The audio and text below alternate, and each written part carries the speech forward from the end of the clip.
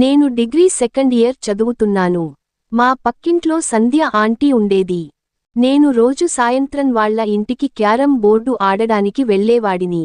ఒకరోజు నేను వెళ్లేసరికి సంధ్య ఆంటీ స్నానం చేసి డ్రెస్ వేసుకుంటోంది. అనుకోకుండా నా కళ్లతో దాన్ని చూశాను. ఆంటీని అలా చూసేసరికి నాకు ఏం చేయాలో అర్థం కాలేదు. ఆంటీ కూడా నన్ను చూసేసింది. ఎప్పుడు వచ్చావ్ అని అడిగింది. నేను ఏమీ తెలియనట్లుగా ఇప్పుడే వస్తున్నా సంధ్య ఆంటీ అన్నాను.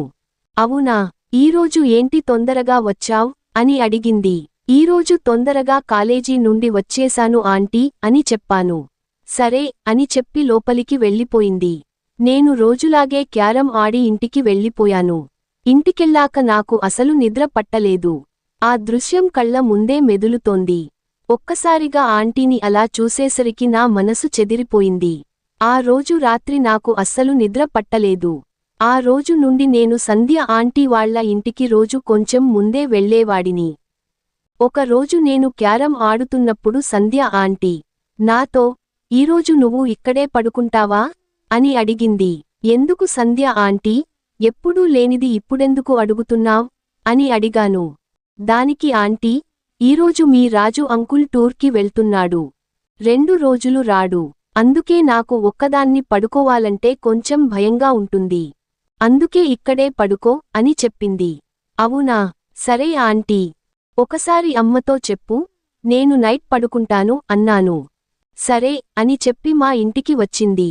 ఈరోజు మహేష్ని మా ఇంటికి పంపించండి అని అమ్మను అడిగింది. సరే, పంపిస్తాను అని అమ్మ చెప్పింది. నేను వాళ్ళ ఇంటికి వెళ్ళాను. సంధ్య ఆంటీ తన బెడ్రూంలో పడుకుంది. నేను వాళ్ళ హాల్లో సోఫా మీద పడుకున్నాను. సడెన్ గా రాత్రి 12 గంటలకు కరెంట్ పోయింది. అప్పుడు సంధ్య ఆంటీ నన్ను లోపలికి పిలిచింది. కరెంట్ వచ్చేదాకా నువ్వు ఇక్కడే ఉండు అని చెప్పింది. నేను లోపలికి వెళ్ళి బెడ్ మీద కూర్చున్నాను. కరెంట్ వచ్చేలోగా ఏదో ఒకటి మాట్లాడు అని చెప్పింది. నాకు ఏం మాట్లాడాలో తెలియక, ఏముంది సంధ్య ఆంటీ, నువ్వే చెప్పు అన్నాను. అవునా, కాలేజీలో ఎవరైనా అమ్మాయిని చూసావా మరి అని అడిగింది. లేదు సంధ్య ఆంటీ, నన్ను ఎవరు చూస్తారు అన్నాను. నీకు ఏమైంది, మంచిగానే ఉంటావు కదా, ఎందుకు చూడరు అని చెప్పింది. అలా కాదు ఆంటీ, నాకు అమ్మాయిలు అంటే సిగ్గు అని నేను చెప్పాను. అవునా, సిగ్గు ఎందుకు మరి, ఇప్పటిదాకా ఏ అమ్మాయిని నువ్వు ముట్టుకోలేదా అని అడిగింది.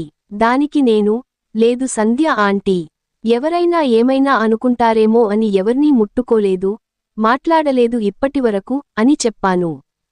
దానికి సంధ్య ఆంటీ ఒక్కసారిగా, అదేంటి, నీ వయసులో ఉన్నప్పుడు ఎవరైనా అమ్మాయిలతో ఎంజాయ్ చేస్తారు కదా, నువ్వెందుకు చేయలేదు అని అడిగింది. సంధ్య ఆంటీ, నాకు ఏం తెలియదు కదా అని నేను చెప్పాను. అలా చూడలేదా అని అడిగింది. ఎవర్నీ చూడలేదు అని నేను చెప్పాను.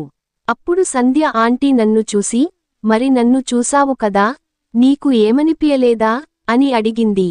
ఒక్కసారిగా నా గుండె వేగంగా కొట్టుకోవడం మొదలుపెట్టింది. అలా అడిగేసరికి నా కాళ్ళు చేతులు వణకడం మొదలుపెట్టాయి.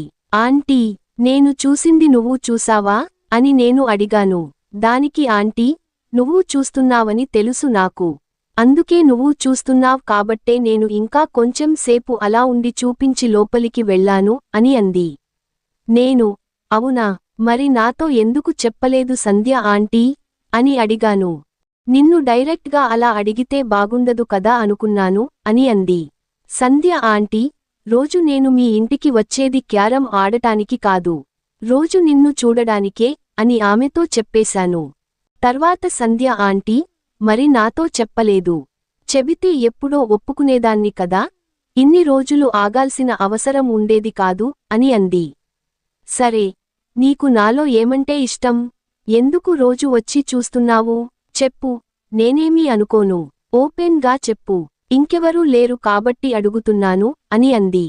సంధ్య ఆంటీ, నీ నడుము చూస్తే ముట్టుకోవాలనిపించేది, నిన్ను వెనక నుండి చూస్తుంటే అలానే వచ్చి గట్టిగా పట్టుకోవాలనిపించేది, ఒక్కసారి మిమ్మల్ని గట్టిగా వాటేసుకుని నీ పెదాలకు నా పెదాలు అలా ఒకసారి టచ్ చేయాలనిపించేది, మీరు వాకిలి ముందు వంగి ముగ్గులు వేస్తుంటే అలా ఊగుతున్నా రెండింటిని చూసి మా ఇంటికి వెళ్లి బోరింగ్ కొట్టుకునేవాడిని.